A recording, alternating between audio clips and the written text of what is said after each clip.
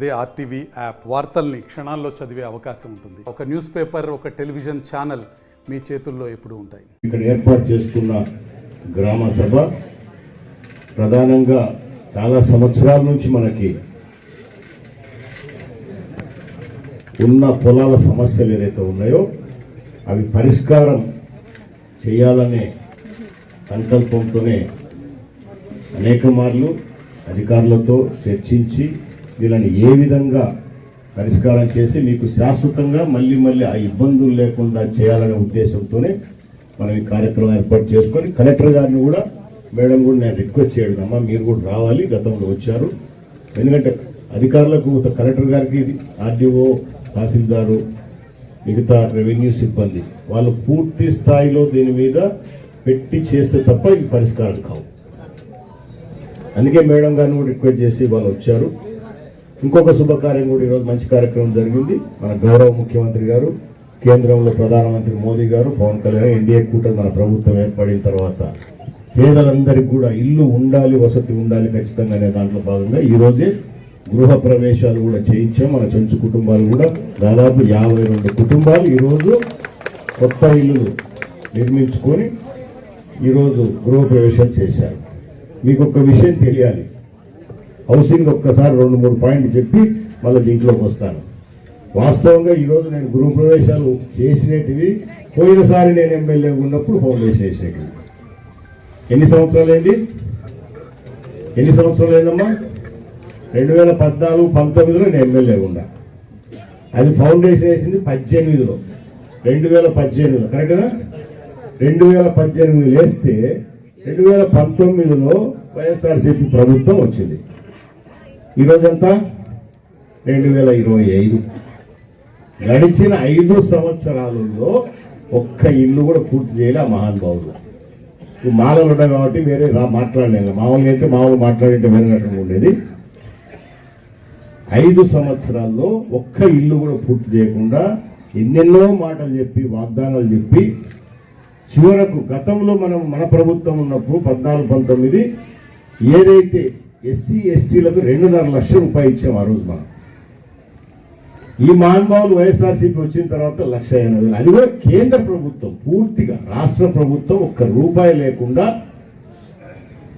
కేంద్ర ప్రభుత్వం ఇచ్చిన డబ్బునే నేను ఇచ్చిన డబ్బా కొట్టుకొని ఐటీడీఏ పాప వీళ్ళు మన ఆర్డిటి వాళ్ళు ఉన్నారు, వాళ్ళు డబ్బేసి కేంద్ర ప్రభుత్వం ఇచ్చిన డబ్బుతో కట్టి ఇది నేను కట్టాను గొప్పలు చెప్పుకుండే పెద్ద మనిషి.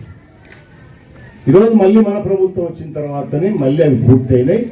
చంద్రబాబు నాయుడు గారు మళ్ళీ మన ప్రభుత్వం నుంచి కేంద్రం ఇచ్చేది కాబట్టి 1 లక్ష రూపాయలు అదనంగా దీనికి మళ్ళీ ఇవ్వడం కూడా జరుగుతుంది. మీకు ఇంకా రాలేదు, అవి కూడా వస్తాయి, మీకు మీ అకౌంట్లో పడతాయి. సో ఈ విధంగా మనం మంచి కార్యక్రమం అంటే ఎన్ని సంవత్సరాలు బట్టి 8 సంవత్సరాలు పట్టింది మీరు ఆ ఇంట్లో చేరడానికి. అదే పోయినసారి నేను ఎమ్మెల్యే ఉన్నప్పుడు మన ఊర్లోనే చాలా మందికి ఆ రోజే గృహప్రవేశాలు అంటే భూమి పూజ చేసాం, గృహప్రవేశాలు కూడా చేశాం. ఆ ప్రభుత్వంలో లేటుగా మొదలు పెట్టుకునే వాళ్ళకి 8 ఏళ్ళు పట్టింది. అవునా? ఇది వాళ్ళు వైఎస్ఆర్సీపీ ఘనత. సో అది ఏదైతే సంతోషం. ఈరోజు మీరందరూ గృహప్రవేశం చేశారు. ఇంకా రాబోయే కాలంలో ఎవరికైతే ఇల్లు లేవో వాళ్ళకందరికి కూడా ఇల్లు ఇస్తాం. తప్పకుండా లక్షణంగా ప్రతి ఒక్కరికి ఇల్లు ఉండాలనేదే మన ఎన్డీఏ కూటమి ప్రభుత్వం ధ్యేయం. అది ఖచ్చితంగా నెరవేరుతుంది. అందరికి కూడా ఇల్లు ఇస్తాం. మరి ఈరోజు ప్రధానంగా ఏదైతే మన భూముల సమస్యలు ఉన్నాయో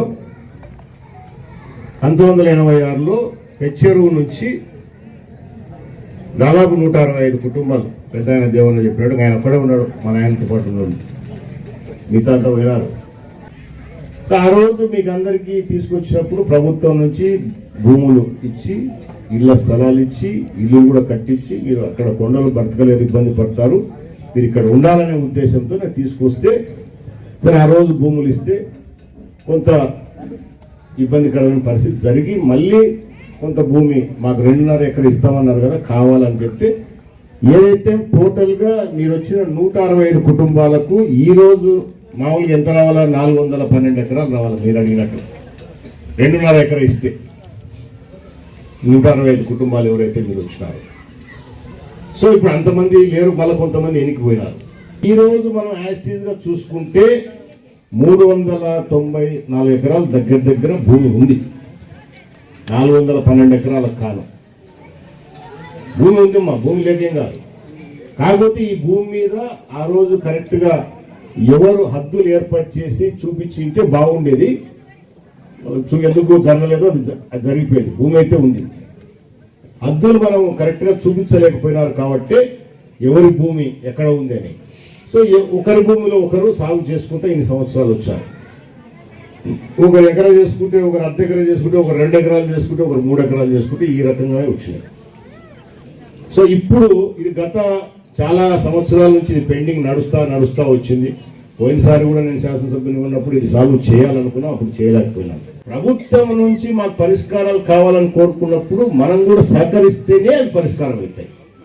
మనం సహకరించకుంటే అయితాయా? ఏమ్మా, పరిష్కారం కావు. కాబట్టి మీరు కూడా సహకరించాలి ఖచ్చితంగా. మరిన్ని వీడియోస్ కోసం ఛానల్ ని సబ్స్క్రైబ్ చేయండి. లేటెస్ట్ అప్డేట్స్ కోసం వాట్సాప్ ఛానల్ ని ఫాలో చేయండి. అండ్ లింక్ డిస్క్రిప్షన్ లో ఉంది.